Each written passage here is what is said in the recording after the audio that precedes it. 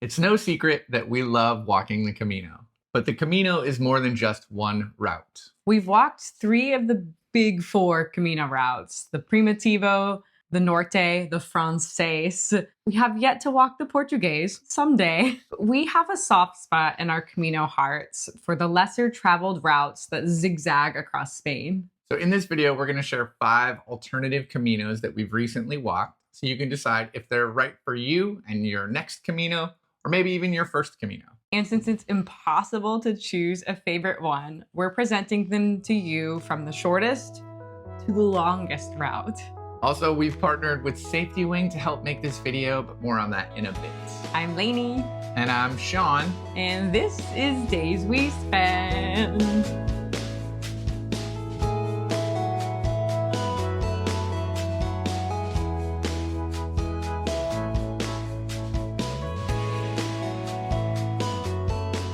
The Camino Lebaniego. A few quick facts. It's a 3 to 4 day route, 72 kilometers long. It starts in San Vicente de la Barquera in Cantabria and finishes at the monastery of Santo Toribio de Liébana, which is also in Cantabria. Its difficulty, hard. It's pretty steep. If you haven't heard of the Camino Lebaniego, don't panic. Most non-Spaniards actually have never heard of this route. We only found out about it recently, and we're very glad we did, because this is a fantastic Camino if you're looking for something a little bit different. You start on the coast, you walk through the foothills of the Picos, ending in a beautiful monastery. It's a shorter Camino. I don't know, I was fascinated by it. If you're looking for fantastic mountain views and kind of reconnecting with the spirit of the Camino, this route might be right for you. Don't let the short amount of time and distance though fool you, because it's a really, really difficult route. We walked this in 3 days and we would recommend 4, because day 2 is just all uphill, all downhill, all uphill again. And it was really, really hard. We did 28 kilometers on our second day and it was absolutely punishing. It took all day. So this is one of those Caminos where you can slow down, enjoy leisurely afternoons. Like, really, really liked how much this Camino makes you reassess what a Camino can be. This is perfect for people who are maybe a little bit time starved. They don't have 30 days to walk a Camino. They maybe only have a week. This is a fantastic option with unbelievable scenery. The whole route ends at the monastery of Santo Toribio, and there's a relic of the Lignum Crucis, which is a piece of the cross of Christ. And at that monastery, you can collect your own certificate called the Liébana. And after you're done with that, you walk back down to the most beautiful pueblo, the picturesque village of Potes. And then from there, if you're not continuing on the route, you actually can just take a bus back to where you started. So it's actually really easy to do this route transportation-wise to get to and from the starting point. So quick pros and cons list. Pros: incredible scenery, quiet and peaceful, nice albergues, like really great choices. We loved where we stayed. And there's the option to break up the route into shorter days because there's a fair amount of places to stay. So some of the cons are pretty obvious for any kind of a mountain route. There will be very, very steep sections. There's also a fair bit of road walking. There's also not very much support. So like, you're gonna need to buy snacks. You're gonna need to make sure that you have plenty of water in between towns and stages. It can also get incredibly crowded during holy years. When are the holy years again? Well, the Liébana holy year is different than the Compostela holy year. So you got to look it up online. It's when April 16th falls on a Sunday, which is Santo Toribio's day. So because this route is popular among Spaniards, and it's also a very popular destination just for vacations, reservations are required at almost all of the albergues, especially because they need to know how much food to make you for dinner. So if you are doing this route, you have to pre-plan the whole thing.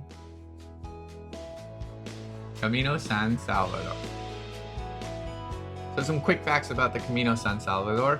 It'll take you about 5 or 6 days and it's 120 kilometers. You start in León and you finish in Oviedo. Difficulty, I would say this is medium hard.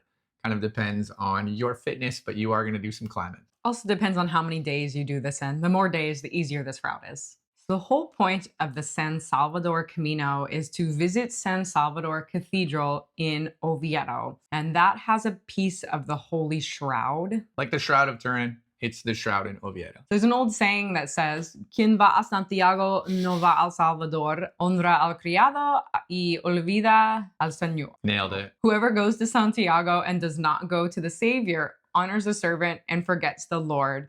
So this route goes way back in time to when a lot of pilgrims would walk to Leon, detour up to Oviedo, and then take a different route to Santiago. So it's also a really great one if you want to stitch it together and do the Primitivo next. Yeah, remember that the Primitivo is the original route to Santiago.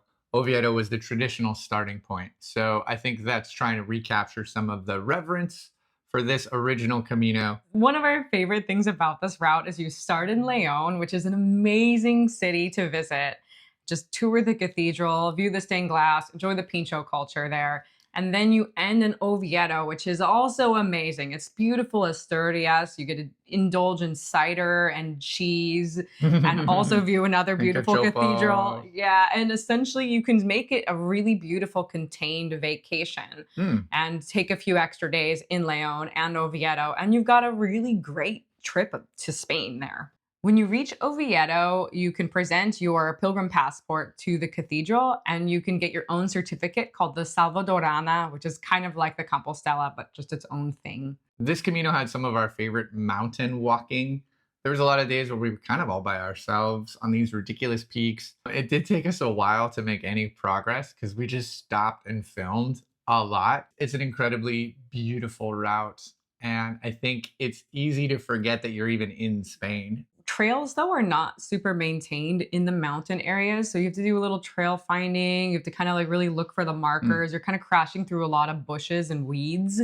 That also meant that like our days walking 18 kilometers took us all day. It was no joke that when we looked at the distance and it literally took us all day, we thought, oh, well, we'll get there like 2 o'clock. Oh, yeah. No, it was like 6 o'clock. That's a theme for a lot of these alternative Caminos is that alternative, even though, you know, hundreds or even thousands of people walk them every year, it's not hundreds of thousands. So there's going to be a little bit more of that old school, where am I? What is that? Is that an arrow? And we like that, but that can also be an extra wrinkle if you're not used to that or you're expecting very good wayfinding and directions. So the pros for this Camino, they're just a bajillion. It's got beautiful alpine scenery. It starts and ends in 2 unbelievably iconic Spanish cities. If you've never been to either, go to both. It's actually surprisingly affordable. Because there's a lot of municipal albergues, so you actually end up saving a lot of money on accommodation. And to that point, it's very pilgrim friendly. So in the cons, there's actually not that many albergue choices. So even if there's a municipal, there's not that many private albergue options. And while they do exist, you'll get to a town and there's one place you can stay. Or maybe 2, but one of them is closed for the weekend or the week. So you do need to call ahead and check for places that are open or make reservations on this route. Especially you have to know if you need to carry dinner with you to some of the albergues. It's also a very seasonal route. You do not walk this in winter. It's too snowy. Apparently it's very dangerous in some of the trails there. Or even spring, early spring, it would still have a lot of snow in April. Yeah. One thing we didn't like was there's a lot of road walking and industry on the first 2 days and the last 2 days. So while it is a really beautiful mountain route, it's not only a mountain route. One thing that's not optional is staying safe while you're on the Camino, especially if you're walking one of these less traveled routes. That's why we recommend buying travel medical insurance so you're covered in case something goes wrong while you're walking the Camino. We're excited to partner with SafetyWing to tell you about their Nomad insurance and why it's a great choice for affordable, comprehensive medical coverage for your next Camino. Customizable plans start at just a few dollars a day and provide you with full medical coverage with a $0 deductible, which means you're covered for hospital visits, ambulance rides, prescriptions, and more. You have coverage for any lost, checked baggage on your way to Spain, reimbursement for food and accommodation for trip delays over 12 hours, and even emergency flights if something happens back home. You can sign up for Nomad insurance before you go and even during your trip so that you can relax knowing that you're covered. And there's an easy claims process with 24/7 human customer support. We highly recommend buying some kind of travel medical insurance to cover you for the entirety of your Camino, and SafetyWing is an excellent choice. Camino Vadiniense. Quick facts, it's 7 to 9 days, 134 kilometers. It starts in Potes in Cantabria and ends in Mansilla de las Mulas, where it joins the Camino Frances, which is a one-day walk to Leon. Its difficulty, hard. Its reward, high. To me, this is an extension of the Camino Lebaniego. You're starting in Potes, but this one really blew me away. You actually get into the picos. This route is nicknamed the Camino of the Peaks because you really get into the picos. And oh, baby, were we in the picos on this one. The Picos de Europa National Park. There it is. We could have taken forever walking through these little villages and mountain peaks. We did the detour route on this one because we're like, those mountains over there look amazing. Let's go over there. This route is made for people who love the mountains and mountaineers. And honestly, most people walking the Lebaniego to Potes stop there and leave, and they don't continue on and join up with the Frances. And part of that is because the Vadiniense from Potes to Mansilla is not an officially recognized route, so you can't get a certificate for it. If you walk from there and then you go all the way to Santiago and you want a certificate of distance, it's really hard for the office to calculate where you came from because this route is not officially recognized. But you get a certificate in your heart. Yeah, there are albergues, there are places to stay, the trail is marked in some ways. It is very difficult to figure out where to go sometimes because our guidebooks were always about a year or 2 years out of date. They rerouted and remarked most of the route, which meant it took us off of concrete. Our guidebooks would say you're walking on a road, and we weren't. We were following the arrows and some new markers that were placed on the Vadiniense, and it took us up into the hills on these tiny trails. Beautiful, but really difficult. Steep up, steep down, winding around all the mountain foothills. The Vadiniense is one of the least walked caminos, partly because it's not recognized, partly because it's pretty difficult. You're up in the picos. But that also meant that like we were on the route and we'd run into hikers or cyclists or even hospitaleros. And they'd be like, what are you doing? And we'd say, well, we're walking the Camino Vadiniense. And they're like, what are you talking about? So if you are down to do something that is very alternative, this is a fantastic Camino because no one will know what you're doing even while you're doing it. There aren't that many albergue options on this route because a lot of the places that you're walking, you go over the mountain pass and then you follow this picturesque valley all the way onto the Meseta. But you're going through areas that are ski resorts and very seasonal places, or people do these day hikes, the Via Ferratas. They're like kind of like rock climbing routes. Yeah. So there's towns that you're staying in that are really popular for local Spaniards getting away for the weekend, which means you need reservations to stay on this trail because some spots are going to be booked out. You're going to want to put on your thinking cap and your planning cap. Is there a planning cap? And make sure that you are good to go for this one. Also, I would recommend actually plotting out your Camino pretty strictly for the Vadiniense before you go. A little bit less flexibility with the mountain route. You kind of want to know where you're staying every night. Yeah, there's a couple days where there's nothing between where you stayed the night before and where you're going that night. So you have to make sure you have food. You have to make sure you have water. You have to make sure you have a reservation where you're going. So some of the pros for the Camino Vadiniense, it's ridiculously pretty. It's one of the prettiest places I've ever seen. It's the Picos de Europa. If that's something that you have always wanted to visit, this is maybe the best way to do it. You will see very few pilgrims, single digit numbers usually each day. And if you are a mountain person, I'm a beach person, she's a mountain person, and I loved it too. Also, there is a very cool side quest on this alternative route in Fuente de, where you can take a cable car up to the top of one of the prettiest places we've ever seen, and then hike 14 or 16 kilometers back down to the Parador and treat yourself with a really, really nice day. Yes, it almost feels like a vacation in some ways rather than only a Camino route. It's a little more luxe in that sense. But on the con side, because there's fewer albergues, it's more expensive. A lot of times the guest houses you're staying at, even if it's a bunk bed room, will cost significantly more than a bunk bed in an albergue. If you want to stay in more private rooms, I mean, this is a great choice because that's mostly what's available. But it does mean the average cost per day is significantly higher than other routes. A couple more of the cons: sells out, you got to book in advance. Route markings are sometimes incorrect. You must speak a little Spanish on this route to make reservations and understand where you're going and what is happening. There's a little bit of road walking in a few sections that is not the greatest road walking on some of these highways. And again, if you want a certificate, you won't get one for this one. You can make your own at home, though, with construction paper and crayons. Camino Invierno. So some quick facts about the Camino Invierno. It's 10 to 12 days. It's about 263 kilometers. Now we're getting up there. This one starts technically in Ponferrada, and it ends in Santiago de Compostela. I think this is the first and only Camino on this list that actually takes you to Plaza Obradoiro, where you get to finish in Santiago, which is fantastic. The difficulty of this route, I would say, is just straight up medium hard. There are some ups and downs because you're hugging a river valley basically the entire time. So even though it's called the Winter Way, you don't have to walk this Camino in winter. We did. We walked it in February, March, and it was definitely winter. Historically, Roman legionnaires and medieval muleteers and the pilgrims would use this route to avoid the snows over Osebreiro. Muleteers? Just muleteers. What is muleteers? Because there's people who drive the like carts with their mules. No, I love it. Why have there not been a movie called The Three Muleteers?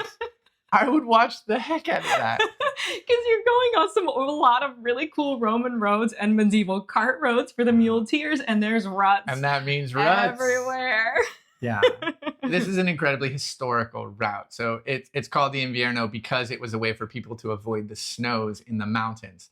And that didn't just mean pilgrims. That meant muleteers, apparently. So this path follows the Seal River, and it is a way to kind of weave through a different side of Galicia, closer to where we live in Orense. Into the heart of Galicia. La corazón de Galicia. I want to be a muleteer. I can't move on from that. I think that's like the takeaway from this whole video.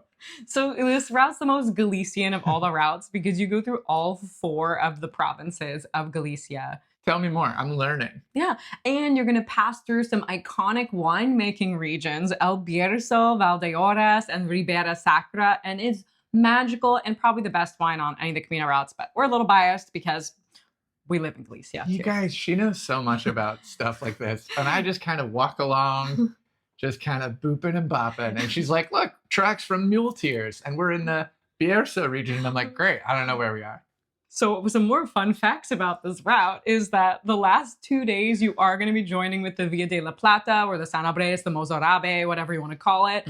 And it's for a quieter approach into Santiago, but your route, it is still called the Invierno when you meet up, but sometimes you'll start seeing signs for the Via de la Plata. So that is probably the best reason to do this route. So this is a pure alternative. If you're walking the Camino Frances in a very busy time of year and you want to get a break from some of the chaos, or it's just tough to find bookings, we actually really recommend the Camino Invierno. You can break off in Ponferrada. You don't have to change your plans at all. It's a very similar distance and a very similar time.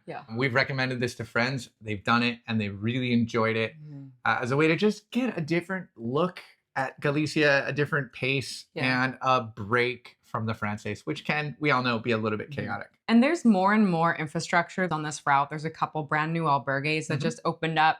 So you don't have to stay in guest houses like a couple years ago was the case on this route. We still recommend calling like day of or day before to check that places are open because even though it's getting more popular, it's still not that popular. But remember, if you want to see some really cool Roman ruins, Roman roads, and like the Las Medulas, the old Roman gold mines, it's incredible.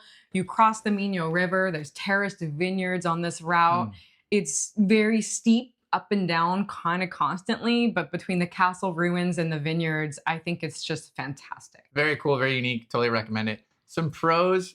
This is the only alternative that we've mentioned that still takes you on the classic finish line to Santiago. Really diverse river scenery, like you're in the canyon walls, the wine region. Loads of Roman history. You're drowning in Rome. Excellent wine for a very affordable price. And it is, like I said, maybe the best way to walk into Santiago if you want to avoid the chaos of the last 100 kilometers from Sarria. Couple cons, there are fewer albergue choices, so sometimes there's some really long days that are a bit unavoidable on this route. So So you have to be prepared to walk 30 or 36 kilometers some days. There's also quite a bit of asphalt and kind of some hard roads because sometimes there's just no other pathway to go. And it's very steep, so just take it slow and be careful with your knees. Oh, it was beautiful though. Beautiful. And on Roman roads with frets. The Via Podiensis, or the Chemin Le Puy. Quick facts, this is 29 to 35 days long. It is 735 kilometers. We start in Le Puy-en-Velay in France, and we end in Saint-Jean-Pied-de-Port in France. This is an only French Camino route because in Saint-Jean, you join with the Camino Frances, and that is now a different route. Its difficulty is medium to hard, just depending on the section and the length of your days, but also just the length of time of this route. The difficulty on this route is about the same measure of difficulty as the Camino Frances. A little more. Lainey thinks a tiny bit harder. There were days where you just watched the road detour up and down hills for no reason. There's a reason. The reason being you are not on a traditional Camino route. You are on a Camino route that they've tried to recapture over time, but when they rerouted this to make it the GR65, which is the other name for this route, GR routes purposely take you up to viewpoints and then back down to the trail. So you want to see some really beautiful views and you're like, but why do I have to walk up this big hill? I mean, it's because you're on the GR route. Yeah, every now and then you're like, ugh. When we walked it last summer, we actually just added this to the Camino Frances for a 1,500 kilometer journey that took us about 2 months. Which was great, but honestly, I think if you just do the 1 month long Via Podiensis, if you're looking for an alternative to the whole month long Camino Frances or the De La Plata or the Norte, I think it's great to just, when you end in Saint-Jean, I still think that's a really beautiful place to finish. Cool. The best part about this Camino is that it is a similar distance and duration, but it's very different feeling. It's France. You're in France, you're speaking French. This is a very popular route for French people to walk sections of. We ran into numerous groups of people that were walking small sections every year. You'll also see a lot more camping and free camping, and the vibe is just different. It's a Camino, it's a chemin. It goes to Santiago in theory, but the vibe is different. And I think it's a really refreshing way to, reboot your Camino, especially if you've walked several in the past. I definitely recommend this route. Yeah, you're not staying in albergues. They're called gîtes, and the gîtes almost always have single beds. It's pretty rare to have a bunk bed, and a lot of them have these really beautiful communal meals that you pay for that are all homemade, delicious French food. That's like a specialty of the region, and so it is a little more communal in some of that sense, but if you don't speak French, it can be really hard to make some friends. And so it is a good route to do with some friends if you don't speak French, so you have some people to chat with. So some of the highlights, this route's been around since the 10th century. So you're still going to get tons of history just like you would on the Camino Frances. You walk past beautiful churches, shrines. It's really pilgrim steeped culture. It's almost more connected to the spirit of the medieval pilgrims than some of the other routes in Spain. A lot of people only think of the Camino as being Spanish, but this is a great example of how that's just different in France, and it's wonderful. You're also going to cross a plethora of different landscapes. We start in the gorgeous volcanic region of Le Puy, and we climb to the Aubrac Plateau and its stark beauty. We're going to wind down to the Lot River Valley and then follow that river for a long time until we reach the agricultural area. And then finally, we see the Pyrenees in the distance as we climb through the foothills and reach Saint-Jean-Pied-de-Port. It's a whole journey. I recommend it for any pilgrim who's done a few and wants to try something different, or if it's your first go, this is a wonderful Camino, especially if you speak French. This route, again, you can also just do little sections of it. If you're just going to do the very first section from Le Puy to Conques, that's the most popular part for everyone in France too. So that section, you do need reservations far in advance. Everything else, you can kind of call the day before or 2 days before. We did a whole video series on the Via Podiensis. If you're curious, check it out. As all of these videos have a video series, we'll put the playlist in the description, in the thingy-to-thing. So the pros, it's France. You get to eat all the pastries, or as we like to find, the pastries. Pastries the size of your face. There's syrups to drink, sirop to drink, lots of communal feelings and the gîtes and the meals and single beds. The trail is beautiful, amazing views because it's designed to take you to those viewpoints. And a lot of times you're actually walking on trails and rather than the road. And you're walking through these amazing medieval towns and historical churches, and you get to experience a little more of the culture of rural France. So some of the cons, it's France, which means it's going to be a different culture, language, and kind of rules about walking the Camino, especially if you've done it in Spain. This is different. Familiarize yourself with that. Summers can be incredibly hot, humid, and buggy. We ran into some really hot days. A lot of mosquitoes, a lot of sweat. The first 10 days, the first section to Conques is quite crowded, especially with French hikers. So you'll want to have reservations ahead of time. And a few of the sections have a little bit less support. Again, if you're walking this in the summer, you really need to have water. And again, like Shawn said, speaking French helps a lot. So I felt a little more lost and disconnected from some of the people because I really don't speak French at all. And I only speak a little bit, but just that little bit helped us get reservations, have conversations, and break the ice with a lot of the lovely French hikers that we encountered along the way. So that's it. Those are our alternative Camino recommendations from the ones that we've walked. There's a lot of different Caminos out there. We haven't even walked one of the big four, the Portuguese. There's the Inglés. There's routes up north. There's routes through the south. Via de la Plata, technically that's Big 5 then if you count Via de la Plata. Big 10. So we have really enjoyed every alternative route that we've done. So if there's a route you really want to know more about or you want us to walk, please let us know in the comments below and we'll add some things to our growing list of routes we really want to walk because we have no shortage of places we want to see, just a shortage of time, which is why we love spending our days on the Camino. Yeah, so thank you so much for spending your days with us. And with Camino, I don't know. Make sure you subscribe and like this video. Make sure that you become a muleteer. Muleteers unite. How have I never heard the word muleteer before? I don't know. It's very good. It's a good one. Muleteer, man. Is that your goal in life? Muleteer on the rutted roads. Still, I don't know how people got carts up and down these roads. They're so steep. Like, were they pushing the mules? I don't understand. We can't talk how about this they did again. it. Did the mule get run over by the cart on the way down?